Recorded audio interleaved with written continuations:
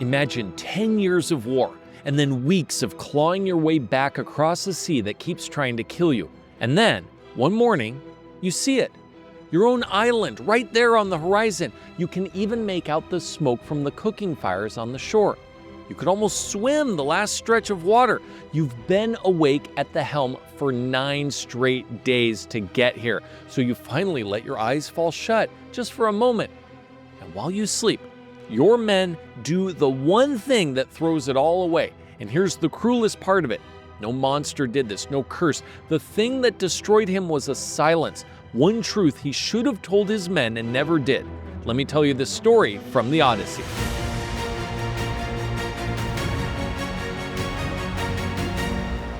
He had just come from the worst place he had ever been. He walked out of the Cyclops cave alive, but he'd left something behind in there too. On his way out, he shouted his own name at a blinded giant.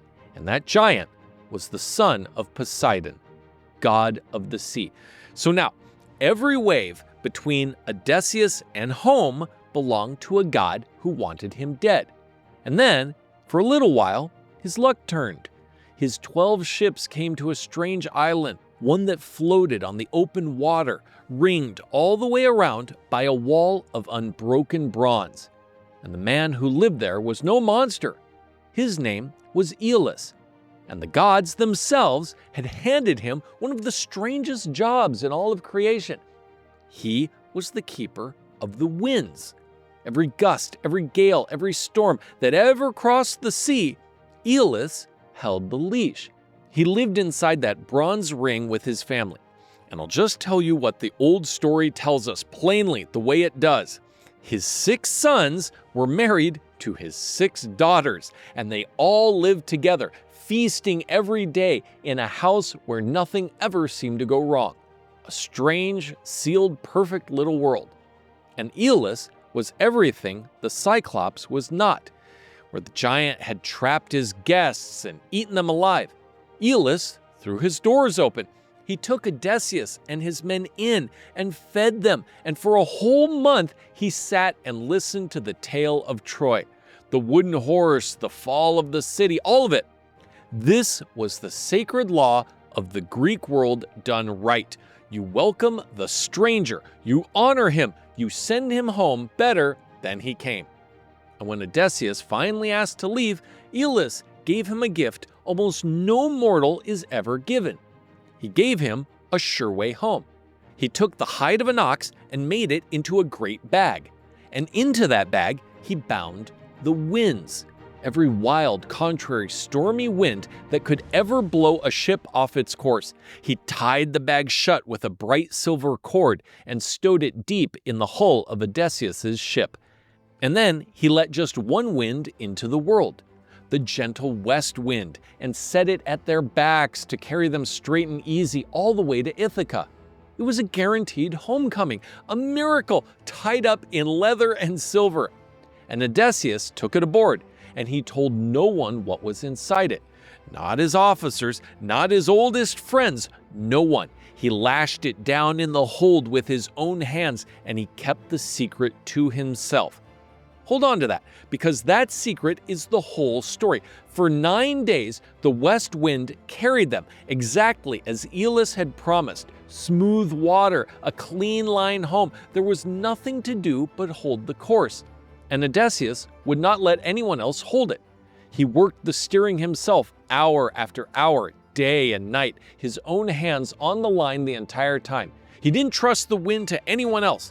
He didn't trust the bag to anyone else. 9 days, and he never once let himself sleep. And his men watched him do it. They watched him guard that mysterious bag like it was his own child. They watched him steer alone and share nothing. And with nothing else to do and nothing else to go on, they started to talk.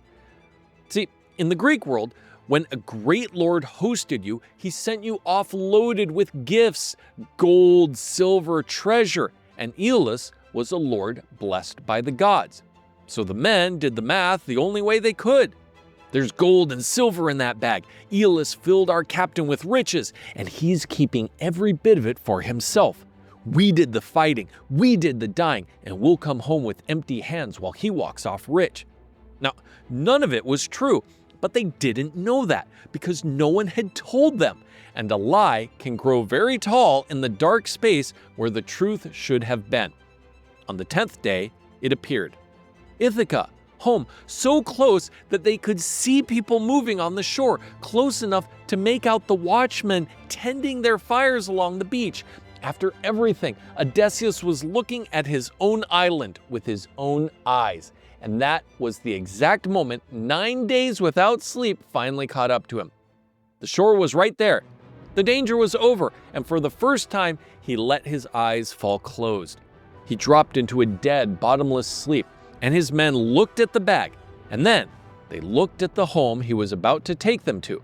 Him rich, them with nothing. And they decided to take their share right then and there while he slept. They untied the silver cord, and every storm in the world came screaming out all at once. He was close enough to see the fires of his own home, and he woke to watch it ripped away, all because of a bag he never explained to a single soul. If that just put a knot in your stomach, do me a favor and hit subscribe. The winds tore the sea open. The ships were snatched up and hurled backward, away from Ithaca, back across every mile they had crossed, the island shrinking until it was gone. Odysseus woke into screaming winds and chaos and the sight of home disappearing behind him. And for one dark moment, he thought about just ending it. He didn't. He wrapped himself in his cloak and lay down and let the wind carry them wherever it wanted. And it carried them all the way back to the one place they had started, the bronze island of Aeolus. Odysseus climbed back up to the house of the windkeeper and begged. He told Aeolus everything, the sleep, the bag, the men, and asked him, please do it just once more, one more wind, one more chance to reach home. But Aeolus looked at him with something close to horror, and then he said, get off my island, now. Because to Aeolus, the meaning of it was plain. He had sent this man off with a perfect wind and the blessing of the gods, and the man had been thrown straight back. There is only one way that happens. The gods themselves must hate him. And Aeolus was not about to burn his own goodwill with the immortal ones to help a man they had marked for ruin. So the kindest host in the world threw them out. And he was, in a terrible way, right. Because somewhere out in that water, a sea god was still listening, still hating, still shoving him back from his own front door. But stop and look at what actually destroyed him here. It wasn't the wind. The wind was a gift. It wasn't even the gods, not really, not in that boat on the 10th morning. What undid Odysseus in sight of home was a silence. He never told his men what he was carrying, so they filled that silence with the ugliest story they could think of. And then they acted on it. The cleverest man alive, who trusted no one, who held the helm alone for 9 days rather than share the smallest piece of it, was brought down by the very people he refused to trust. That's the quiet, brutal lesson sitting underneath all that wind. What you don't tell people, they will fill in with their own fears. The bronze island fell away behind them a second time. The great bag lay in the hull, empty and limp. No one spoke. There was nothing to say. And the home they had seen with their own eyes, the smoke, the fires, the people on the shore, was now further away than it had ever been. You know someone who carries it all alone, who'd rather say nothing than explain. Share this video with them. It might be the nudge they need. The story on your screen right now is one of my favorites. It's about an island where the danger isn't a monster, it's happiness. One taste of what grows there, and his men forget they ever had a home, a family, and even a name. And here's the part that haunts me. When he comes to drag them back to the ship, they weep and they fight him and they beg him to leave them behind. Click it right now, and I'll see you in the next story.